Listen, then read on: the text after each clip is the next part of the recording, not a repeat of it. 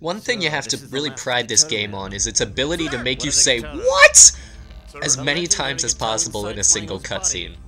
Sir, it's been taken. Listen up. Sir, yes, sir. Let's lost count. 2 Gitaros already. I want them back. And bring me his Gitaro, the last Gitaro. Sir! Do not fail me. Sir! Send Mojo King B into the forest. What? Sir! Okay, listen, you one. You are of the Gitaroo Man bloodline, inheritor of the legendary Gitaroo. What? If you can collect all of the Gitaros, you'll gain great powers and... Boom, I have other plans. Huh? I'm gonna practice my skateboarding and Pico's gonna be like, wow, you're so cool. What? If you live in your dreams, you got no future, you one. Look, only you can use this Gitaroo that's been passed down for generations by the ancestors. What? Ancestors? Meaning my ancestors? Meaning what? By the way, Puma, since when exactly have you been living at my place? I don't know exactly when I was born. So What? Exactly the... Dude, look out! Huh? I'm gonna get you, Gitaroo Man! What?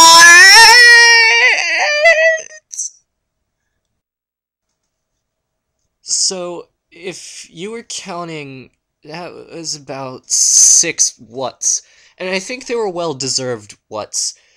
Because, let's just sum up. There's a guy in space. You1 is of a Gitaroo Man bloodline. He has to inherit this right or something. Puma's apparently been alive forever. And then him, B, Mojo, the most regal of the bees, is here. Although, I have to admit, the sheer ridiculous nature is what I love most.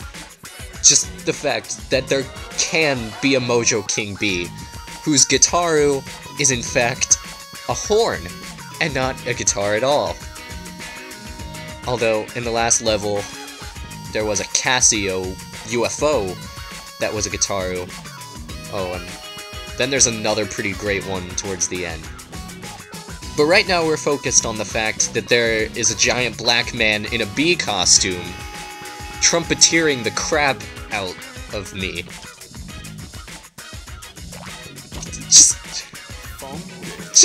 I don't understand for a second. I don't comprehend the bee-ness. Like, this could have easily... Like, it's not even like he's an actual bee or a robot bee. No, he's literally just a black man wearing a bee costume. And platform boots. Move over, cowardly lion. There's a new king of the forest! And it's Mojo King B.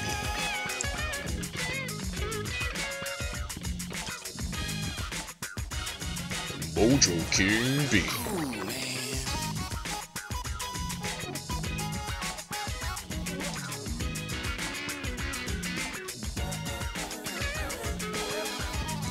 I gotta say, the first time I showed this game to my friends, I knew that this was the level to start with.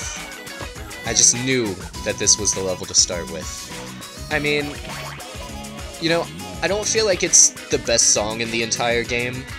Like, the legendary theme is probably the best song in the entire game. But just this level, just everything about it is so perfect. Look at the way he shakes his butt, and he's got the little stinger on it. It's so goofy. And I mean, there's a disco ball hanging from, I don't even know what it's hanging from. I don't know if it's hanging on anything or if it's just there.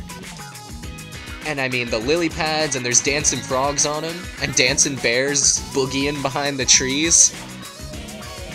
And then the bats hanging from the trees, boogieing upside down, doing a nocturnal boogie. This level just screams funk.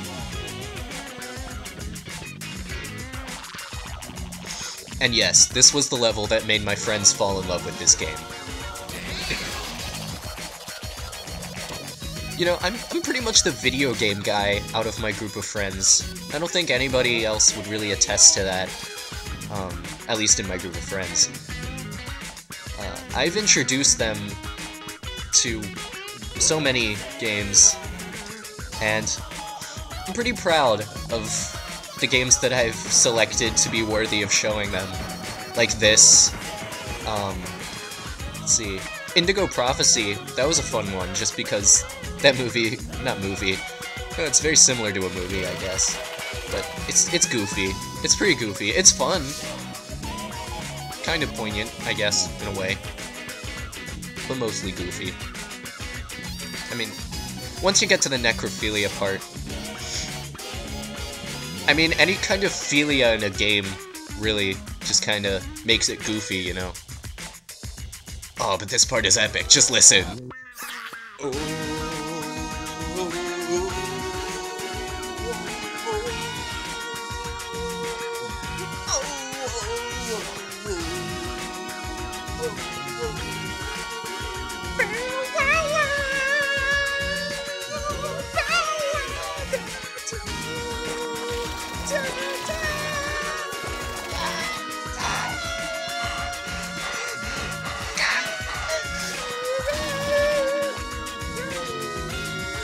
He's just shaking his butt! He's just given up at this point. Mojo King B, he's like, I got nothing left to do but shake my butt. That's all I can do. I don't even care. I'm going down, but I'm gonna shake my butt and be fancy doing it.